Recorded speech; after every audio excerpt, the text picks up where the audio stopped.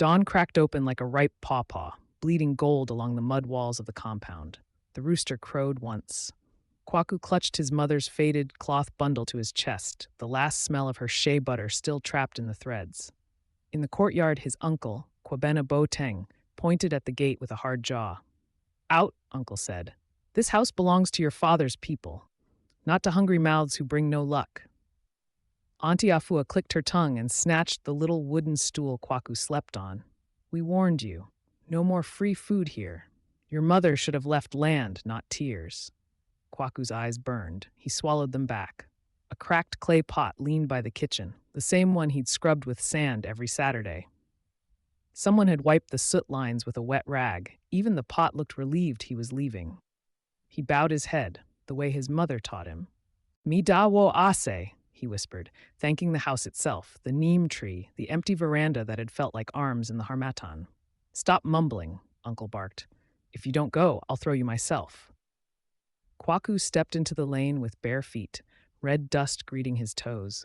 The morning smelt of wood smoke, palm oil, and the promise of banku later in the day. Children ran past, chasing a rim with a stick. No one looked at him. He kept walking until the village edge, where the plantain leaves lifted their green hands to the sky. He sat on the root of an odum tree, hugged his bundle, and let his breath return. His mother's voice rose in him, soft and steady. "Kwaku, when the path gets tight, turn sideways, but don't stop moving." He wiped his face. "I won't stop, Ma." A lorry rumbled by, Trotro mate hanging out the doorway, shouting, "Kumasi! Kumasi! Asafo! Kajetia! Kumasi!" The dust swirled, and the fufu mortar of the world thumped in his chest. Without thinking, he stood and followed the sound. By noon, Kajetia Market wrapped him in noise and sweat. Tomatoes like rubies, smoked fish winking silver, piles of contamere glossy as rain. Sellers sang prices as if dancing to Keda drums. Kwaku's stomach sang back louder.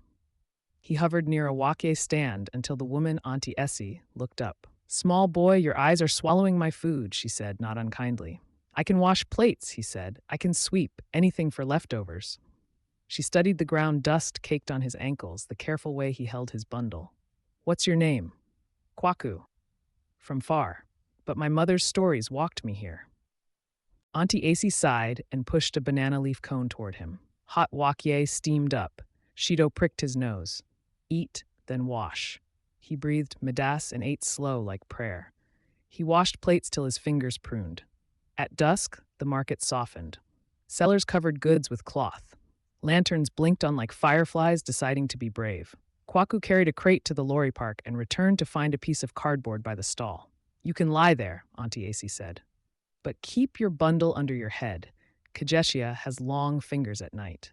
He lay down, the market's heartbeat thudding in the groundboards, drummers far away practicing for Aquasadai. He traced the crack in the cardboard with a fingernail and whispered, "Ma, I found a place to lie. Tomorrow I'll find a way to stand." Somewhere a bicycle bell chimed. Somewhere a kettle began to sing. Sleep took him like a canoe on a black river. Morning slapped the sky awake, and with it Auntie Acey's voice. "Up, Kwaku, sweep before flies inherit the world." Broom in hand, he danced dust into neat lines, humming the lullaby his mother used to braid into his hair. By noon, he had 4 small jobs: carrying yams for a farmer from Ejisu, hauling charcoal sacks for an auntie whose laughter could shake peppers from their stalks, scrubbing a kenki mortar, and folding empty sacks for the groundnut seller. Payment came as spoonfuls, crusts, sips. Hunger learned to count. On the 3rd day, he paused by a cobbler's shed where rubber soles hung like dark leaves. The cobbler, Kojo Wiredu, lifted his head. "You stand like a question mark," Kojo said. "Are you looking for an answer?" "I can cut patterns," Kwaku said. "I used to watch my mother sew church dresses. I know how cloth behaves." Kojo gestured to a broken sandal. "Let cloth become leather in your hands, then." Kwaku's fingers remembered patience. He stitched, pulled, tapped nails with a bottle's mouth, aligned the strap's stubbornness with his own. Kojo grunted, almost a smile. Come back tomorrow." At dusk, when the drum circle began at the forecourt of the cultural center, Kwaku stood at the back, eyes wide. An old drummer sat with a talking drum tucked under his arm, strings humming with secrets. "This drum speaks Twi better than most people," the man said to no one and to Kwaku. "How?" Kwaku asked. The drummer, Nanakete, patted the drum. "We say, Abofra bon anon ore asem. A child cracks his mouth to understand words. Sit, listen, you'll hear how the world talks. Nanakide beat a proverb into the evening. Obinim obremponahias. No one knows the beginning of a great person. The syllables bounced off Kwaku's ribs and built a small room inside him where courage could sleep safe. Rain threatened but refused to fall. The air tasted like iron. In Kojo Wiredu's shed, Kwaku stitched Saul steady as beatings of a heart. Outside, a seamstress, Madame Surwa, spilled her Kent-patterned purse while bargaining for thread. Sadie scrambled into the dust. "Ei!" she cried, grabbing at coins. Kwaku was already on his knees, chasing small circles of fortune under benches. He placed every coin back, even the 50 Sadie note hiding under a rock. She blinked. "You're from where?" "From hunger," he said, too honest for his own surprise. She laughed softly. "And from truth. Come by my kiosk when you finish. I have a small job for small hands." Her small job became a rhythm. He ironed seams, fetched water, learned to cut trouser pockets that didn't swallow coins. When she paid him, it was with a sealed envelope. "Count later," she said. "Men with eyes around here have long confidence." He peeled it at the corner of a stall, real money, not just the coins of kindness. He bought a small soap, a comb, and the cheapest notebook. That night he wrote 2 pages under a weak bulb, how the market breathes, how drums speak, how Auntie Afua's Shido stings in a way that reminds you you're alive. He took the notebook to the cultural center, showed Nana Keat. The old man traced the words with a thumb like bark. "Keep this hand honest," he said. "A pen is a longer machete, it clears thicker bush." The dry season deepened. The village borehole coughed brown water and then only air. Women sang tired songs as they queued at dawn at a far stream. Children's lips cracked like old calabashes. Kwaku walked the line, counted buckets, counted faces, counted how far feet had to go. He found the head teacher, Mr. Owusu, and spoke respectfully. "Sir, the JHS students are strong. If we make a timetable and push wheelbarrows in teams, the women can rest some. I can lead the first week." Mr. Owusu studied the slim boy with neat hair and a serious mouth. "Who is your father?" "Death," Kwaku said, then softened. "But my mother's proverbs are my uncle's." The teacher smiled with his eyes. "Draw the timetable." By afternoon, 40 children marched with buckets like a choir of circles. Kwaku carried 2 at a time, smaller ones between. The sun pressed on their heads, dust painted their ankles red. They sang to keep the body from convincing the spirit to stop. When a woman staggered, Kwaku took her bucket without a word. When a boy tried to sneak home early, Kwaku cracked a joke and turned him back with laughter. After 3 days, the borehole repairmen finally arrived. The village gathered to watch pipes lifted like bones. When clear water gushed at last, the cheer shook cloth from lines. A small boy splashed Kwaku and screamed, "Water has eyes." An old woman patted his shoulder. "You are another person's child, but today you worked like ours." Uncle Boateng watched from the edge, eyes tight. Auntie Afua hissed to a friend, "He's buying favor with sweat. He will soon think he's somebody." Kwaku didn't hear. He leaned into the fountain spray and let it baptize the dust from him. With heat came sickness. A stomach bug moved through compounds like a thief in slippers. At the small clinic, Nurse Ajoa fought it with soap, salt, and sternness. Kwaku came to deliver a message for Mr. Owusu and stayed to clean benches. On his second day, he held a crying toddler while his mother received medicine. "You're not staff," Nurse Ajoa said, eyebrows up. "No," Kwaku said. "But I am available." She handed him a box of gloves and a stack of posters. "Put these where eyes are lazy. Wash hands, boil water, do not trust a river that looks too clean." He pasted them at the mill, at the chop bar, by the palm wine tapper's tree. At night he slept by the clinic veranda, listening to fever dreams mutter Twi proverbs out of order. He took temperatures, counted spoons of ORS, and learned the truth that a basin of cool water can be a kind of miracle. When a woman with swollen belly gagged at the smell of disinfectant, Kwaku mixed lemon peel and mint leaves Auntie Afua had dried. The room smelt like a new beginning. "Where did you learn that?" Nurse Ajoa asked. "My mother cried with pregnant women," he said. "And then she cooked for them. She said, a good smell can chase fear out for a while." By the week's end, the bug loosened its grip.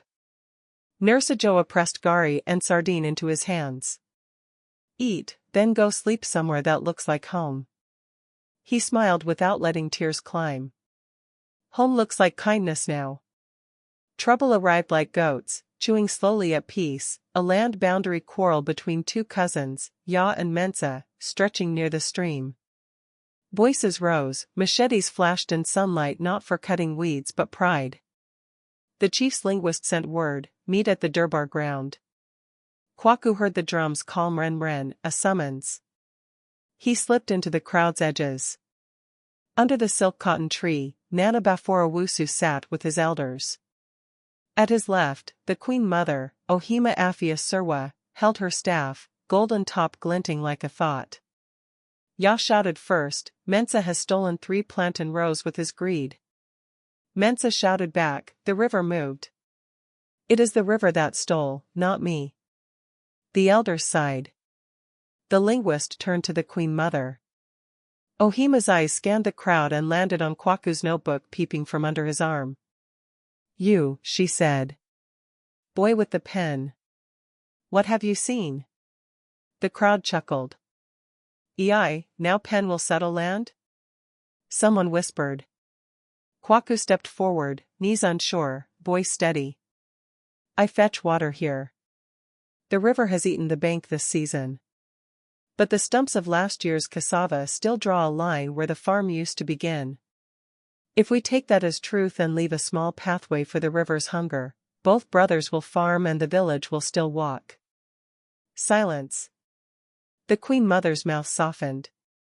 "Sewa were final woes in Kofa a, Yankee, if you forget and go back to take it, we don't despise you." She tapped her staff once. "Let the old stump speak, and let the river keep a footpath. Peace."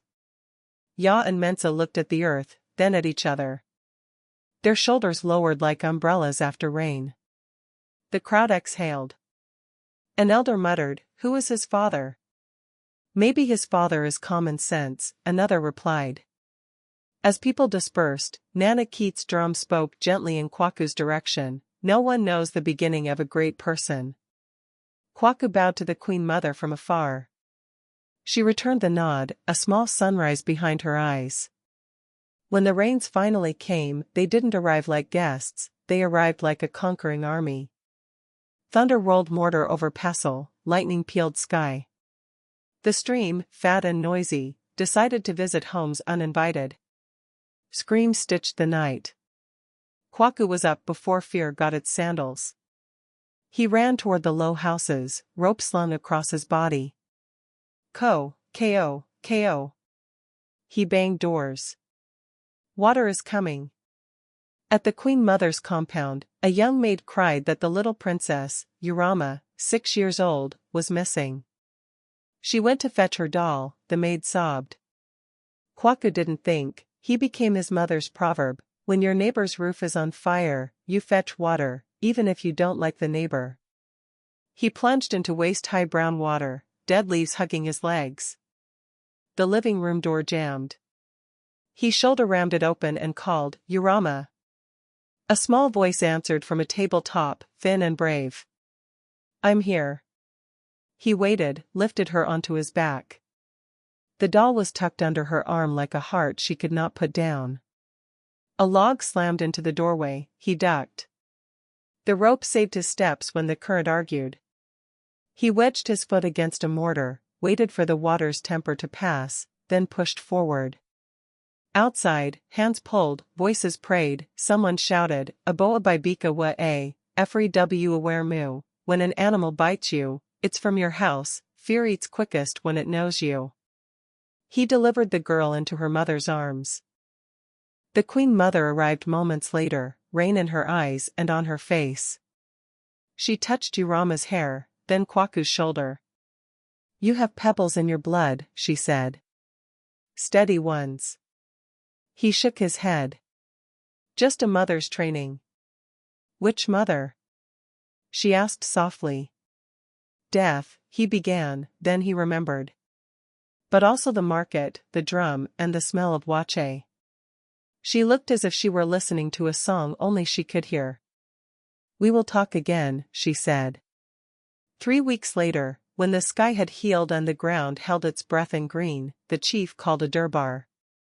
The umbrellas rose like bright mushrooms, the brass band shone courage, the keet dancers stepped with shoulders that could speak. Kwaku stood behind the last row, dusting his best shirt. Uncle Boateng and Auntie Afua arrived in fine cloth, faces sweetened with borrowed smiles. When the linguist called names, people presented greetings, grievances, gifts. Then the Queen Mother stood, staff in hand. "Today," she said, voice like a river that has seen rocks and still sings, "we honor those who held this town when water tried to carry it away. Among them is a boy called Kwaku." Murmurs. Heads turned, fingers pointed. Kwaku felt his feet grow roots. The Queen Mother beckoned. He walked forward, each step a drumbeat he could not refuse. She looked at the crowd, then at him. "We ask, who is his father? We ask again, who is his mother? The boy says death and market. But I say today, he is mine." A breath drew from 100 chests. The Queen Mother signaled. A clerk stepped forward with a brown envelope and a stamp that had kissed more papers than lips. "I, Ohima Afia Surwa, after speaking with elders and the Social Welfare Office, have signed guardianship papers to adopt this child as my son. He will live in my house, eat from my pot, bear my name, and go to school until his gifts find their river." Silence, then a sound like rain beginning, sniffles. The Queen Mother's eyes glistened. "Years ago," she said, steady but aching, "I had a son. He died before his tooth even learned to bite yam. I hid my grief behind umbrellas. But when this boy carried water for strangers and walked into a house that was almost a river, I heard my child's footsteps again." Auntie Afua's mouth opened and did not remember how to close. Uncle Boateng swallowed words that tasted like shame. An old woman wailed softly and then smiled through it. Nana Keats' drone whispered, "No one knows the beginning of a great person." The chief nodded, eyes bright. "Let it be written. Let it be done." The Queen Mother turned to Kwaku. "If you will accept." Kwaku knelt, forehead touching dust that smelled like every prayer he'd ever breathed. "Me pawaku," he said, voice cracking. "Please." "Yes." She lifted him by the shoulders, placed the staff's cool gold against his palm. "Then stand, my son." The crowd broke. People clapped the way people clap when their hearts have run ahead of their hands. Even Uncle Boateng clapped once before his fingers remembered stubbornness. "Ei," someone said, wiping cheeks. "This boy's story is a calabash. It looked old, but look what sweet palm wine came from inside." Kwaku moved into the Queen Mother's compound the next market day. Urama tiptoed to the doorway and stared at him like he might vanish if she blinked too hard. He knelt and let her touch his hair. "Brother," she whispered, satisfied. His room smelt of polished wood and new books. On the first night, the Queen Mother brought a framed photo, a baby boy swaddled in yellow cloth, edges of the picture softened by thumb rubs. "This was Kwaku," she said quietly. "My Kwaku. I lost him, but perhaps I did not lose everything." He touched the frame with reverence. "I will carry both names," he said. "For the one who could not walk this road." School began with a uniform crisp as new day. Kwaku's steps were careful on the first morning, as if he could wake from this and see only cardboard again. The head teacher welcomed him with a chalk smile. You built a water timetable when adults were still complaining. Now build a future timetable.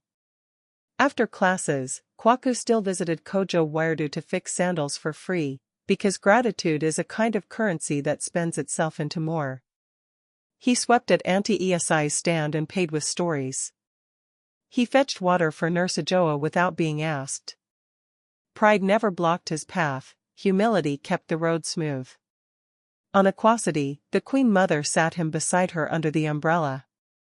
The talking drums carved his new name into afternoon, Kwaku of Water, son of Ohima. When time came for speeches, he stood, palms damp, and spoke plain. I was thrown out, he said, eyes on the red earth, then the faces. I found food in generosity and shelter in work. I found family in a woman who carried a nation on her head and still had a hand to lift a boy. This village taught me that blood is not the only way the heart chooses its people. Obi bue, na obi beta so era, when one dies, another continues. I will continue kindness. I will return every good thing given to me, multiplied. The band started softly, the dancers smiled with shoulders. People wiped cheeks openly. Uncle Boateng stepped closer, hat in hands, shame cooling. We were wrong, he said, voice small. Forgive me. Kwaku looked at him for a long breath, saw the fear and the boy still inside the man. He nodded once. Say we were fine no woes and kofa a, Yankee. Go back and take what you left. Learn. We all must. At twilight, he walked to the otum tree outside the village, the same route where he had sat when the world turned its back. Fireflies rehearsed for night. He placed the Queen Mother's staff beside him and spoke into the warm hush. Ma, I found a mother, he said. And a village found me. The wind answered like a hand passing gently over drums, and somewhere a pot simmered, and somewhere a child laughed, and somewhere an old woman, alone no more, whispered, Amen. Family isn't only blood, it's love that shows up.